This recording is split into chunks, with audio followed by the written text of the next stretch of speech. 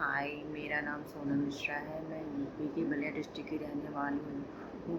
2023 में मुझे टिनिटिस की प्रॉब्लम्स हो गई थी, जिसको लेकर मैं काफ़ी परेशान थी। मैंने कई डॉक्टर्स को दिखाया, लेकिन मुझे ठीक नहीं हुआ। ना ही किसी डॉक्टर ने मुझे ये बोला कि आपको टिनिटिस है। पहले मैंने एंटी के डॉक्टर्स को दिखाई, तो अ, वो मुझे नहीं बताया कि आपको टिनिटिस है। उसने दवाइयाँ दी और फिर उसने ये बोला कि आप ये दवाइयाँ खाओ और फिर उसके बाद आओ। फिर मैं दवाइयाँ खाई, मुझे आराम नहीं मिला, तो मैं नहीं गई उसके पास। फिर साउंड मेरे सही नहीं हो रहे थे, बहुत परेशान थी मैं। अचानक से हो गए थे, मैं इवनिंग के टाइम में हो गए थे मुझे लगा कि सुबह तक सही हो जाएंगे। तो रात में सो गई, तो रात में मुझे आवाज़ पता नहीं चली। फिर सुबह उठी, फिर वैसे ही साउंड। फिर मैं काफ़ी परेशान हो गई, तो मैं दूसरे डॉक्टर्स के पास गई, क्योंकि उसके पहले मेरे न्यूरो की का ट्रीटमेंट चल रहा था। तो मैं न्यूरो के डॉक्टर से पास गई, मुझे लगा उससे गाड़ी प्रॉब्लम्स हो रही हैं। फिर उस डॉक्टर को मैंने दिखाया, तो उसने भी कुछ नहीं बताया। वो दवाइयाँ दी, मुझे 2 दिन एडमिट कर के रख के मुझे बेवकूफ़ बनाया था। वो बहुत सारे चेकअप किया, फिर मुझे स्पॉन्डिलाइटिस बताया। तो मुझे लगा स्पॉन्डिलाइटिस ऐसे तो होता नहीं है। फिर वहाँ काफ़ी साउंड था, तो मुझे लगा इंजेक्शन लगाया, तो साउंड के कारण मेरे कान की आवाज़ वहाँ पे दब गई थी। मुझे ये लग रहा था कि शायद सही हो गया था। उसने मुझसे बोला कि आपकी साउंड लेवल सही है। मैंने कहा हाँ, मुझे आराम है, क्योंकि साउंड के कारण दबा हुआ था मेरे कान का साउंड, मुझे पता नहीं चलता। काफ़ी हॉस्पिटल में साउंड हो रहा था। तो फिर मैं 2 दिन बाद वो मुझे डिस्चार्ज कर दिया। फिर मैं घर आई, फिर मुझे वैसे ही साउंड में आई, और ठंडी के मौसम का साउंड बहुत होता ही है। फिर वैसे ही फिर मैं बहुत परेशान हो गई। फिर मैं क्या करूँ। फिर मैं काशी गई, वहाँ पे दिखाई। मेरा वहाँ न्यूरो का ट्रीटमेंट चल रहा था। मुझे न्यूरो की प्रॉब्लम से जो डॉक्टर्स थे, मैं उसको दिखाई, तो उसने एंटी के डॉक्टर को चेकअप लिख के भेजा। तो उसने चेकअप किया और उसकी रिपोर्ट्स दी, तो मैंने दिखाया डॉक्टर्स को। तो उसने बोला आपको कोई प्रॉब्लम नहीं है, सब नॉर्मल है। आप बहुत ज़्यादा सोचने के कारण हो रहा है, आप डिप्रेस्ड हो। वो मुझे डिप्रेशंस की टेबलेट देते थे। वो न्यूरो के डॉक्टर थे, शायद उनको समझ में नहीं आया कि मुझे प्रॉब्लम्स क्या है।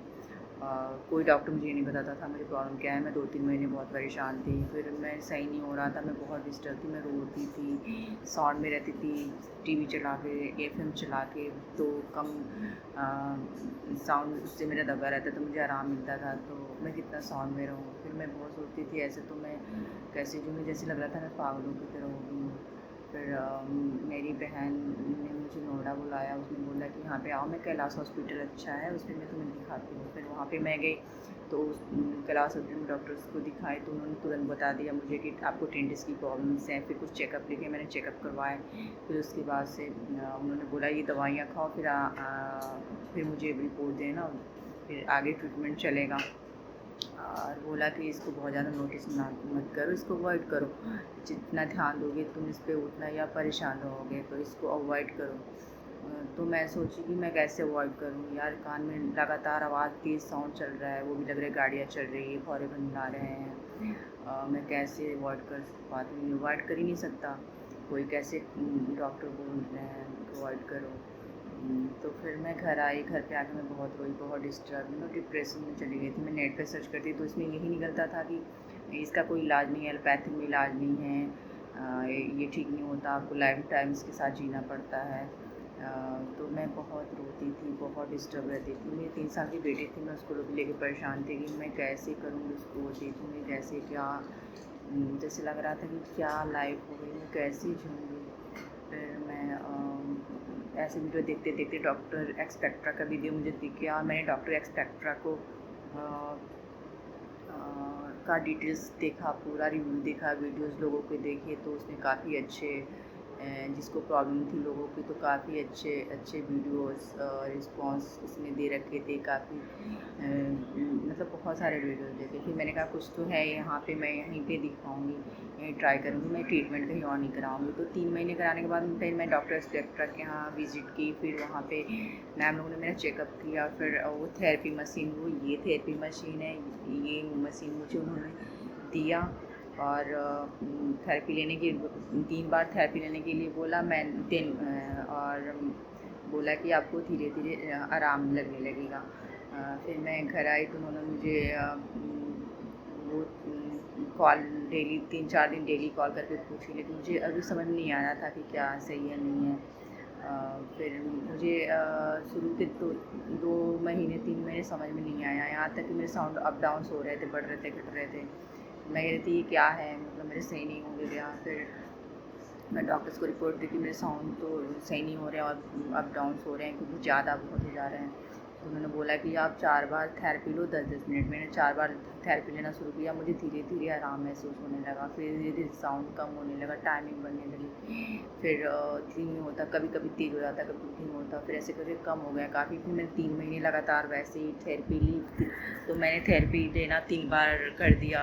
फिर मुझे 3-4 महीने में काफ़ी हद तक आराम मिला। फिर धीरे धीरे करते करते काफ़ी आराम हो गया। और मैं मैम को बताई तो मैम ने बोला ठीक है, जब आपको साउंड हो तभी आप थेरेपी लो।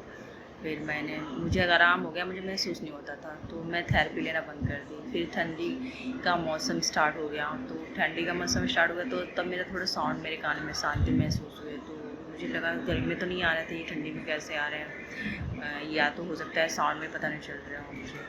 लेकिन साथ में भी जाती तो मुझे पता नहीं चलता था। तो फिर मैंने मैम को बोला मैम मैं तो थेरेपी लेती नहीं, मुझे प्रॉब्लम्स फिर स्टार्ट हो गई, मुझे कान में साउंड महसूस हो रहा है। फिर मैम ने बोला कि आपको जब साउंड हो तो आप थेरेपी लो।